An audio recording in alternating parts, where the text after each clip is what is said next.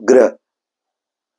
बाधक ग्रह की गणना जन्म कुंडली में लगन राशि के अनुसार की जाती है।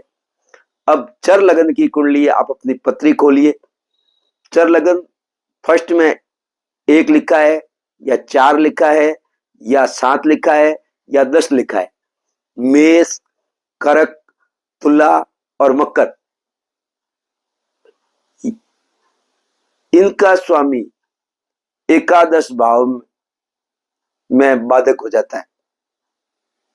मेष, कर्क, तुला, मकर के लिए एकादश भाव बाधक हो जाता है।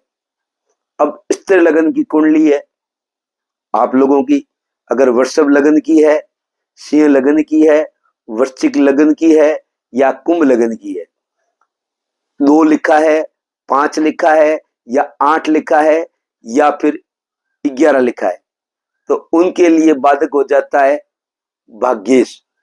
9 भाव का स्वामी बाधक होता है। द्विस्वभाव लगन की कुंडलियां है, मिथुन लगन की है या कन्या लगन की है या धनु लगन की है या मीन लगन की है।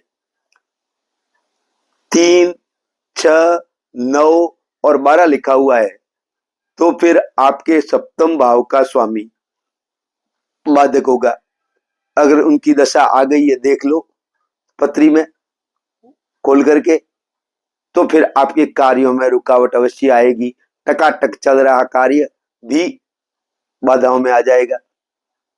बाधक ग्रह अपने दशा अंतर्दशा के दौरान जीवन में बाधाएं, रुकावटें, समस्याएं पैदा कर सकते हैं।